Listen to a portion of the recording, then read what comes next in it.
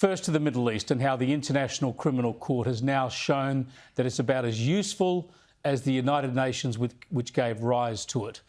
The ICC must now be where truth and justice go to die after their proposed action on the war between Hamas and Israel. People have held out some hope over the years for the ICC, but its pathetic, political, anti-Semitic and reprehensible stand now on Gaza shows the body is now just a complete waste of time. Another multilateral body pushed around by despotic regimes and murderous dictators. The ICC prosecutor Karim Khan wants to arrest not only the murderous leaders of the Islamist terrorist group Hamas, like Yahya Sinwar and the other henchmen who conceived, ordered and celebrated the torture, rape and slaughter of Israeli men, women and children on October the 7th, and who still hold 130 hostages alive or dead.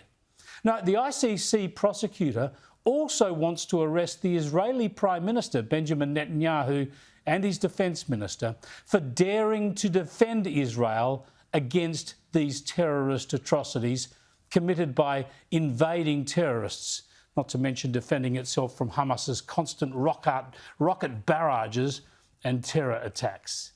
The ICC, of course, doesn't couch it in these terms. Instead, they draw some terrible moral equivalence, an immoral equivalence, if you like, that offends every sense of justice, humanity and reason. We'll apply for warrants for Prime Minister Netanyahu and also Minister of Defence Gallant for the crimes of causing extermination, causing starvation as a method of war, including the denial of humanitarian relief supplies, deliberately targeting civilians in conflict. I'll come back to those claims later, those claims that are clearly and demonstrably wrong. But let's start with Hamas, which continues daily to enact the very lowest of human behaviour, hateful violence and bigotry directed at civilians. Hamas are openly committed to genocide, the eradication of Israel and its people, and they take pleasure in shocking the world by murdering babies, parading the naked bodies of female victims, slaughtering innocents, and by holding hostages. I've shown you as much of this stuff as I can. If you need convincing, go to YouTube and watch Screams Before Silence. It's Hamas who started the latest war with these atrocities. It's Hamas who extends the war, deliberately using Palestinian civilians as human shields and cannon fodder.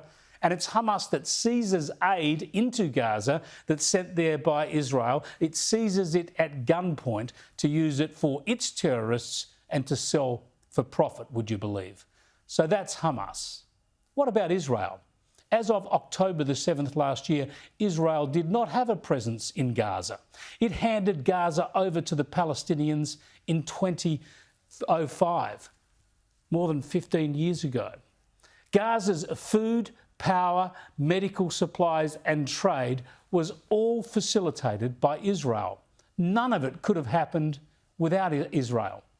And after October the 7th, Israel, of course, declared war against Hamas, vowing to root it out altogether from Gaza. Every civilian death in Gaza since that time has been because of Hamas refusing to surrender, refusing to hand over hostages, and hiding among its own civilians. If Israel had no care for Palestinian lives, the war would have lasted about a week and Gaza would have been obliterated. The ICC talks about humanitarian supplies withheld from Gaza. Without Israel, there would be none. The Gazans would have starved. It is only thanks to Israel that Palestinians are surviving in Gaza. And it's Hamas that often seizes the supplies, denying civilians their food. The reality is the opposite of what the ICC suggests. The ICC also alleges Israel has targeted civilians. Remember early in the conflict when much of the world focused on Israel bombing a hospital and killing 500 civilians? No such event even happened. The rocket came from Islamic Jihad, a brother in arms with Hamas, and it killed a handful of people in the hospital car park. But the facts did not stop all the outrage being directed at Israel. Likewise, the terrible tragedy when Israel accidentally hit and killed aid workers, a tragedy made more likely by how Hamas seeks to control all aid. But if that's to be portrayed as a deliberate act, then what of other incidents where in the fog of war, Israel has killed some of its own soldiers and even Israeli hostages running to what they thought were their rescuers? Were these accidents, or did Israel mean to kill its own too? The answer is obvious, and the ICC posturing is obscene. The maelstrom of war is always horrendous, and the facts show that Israel has put its own people at risk and slowed progress in this war week after week in order to minimise civilian deaths.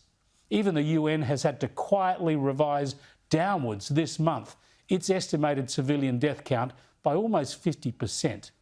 That's because Hamas propaganda does not match reality. That's because the outrage against Israel conjured up by Hamas and other Islamist groups, as well as anti-Western actors worldwide, it just does not stack up when it comes to the facts. Facts matter, morality matters, and respect for human life and the rule of law matters. That's why this ICC effort is a travesty. To draw equivalence between Hamas and Israel is something that should be beneath any proper legal institution.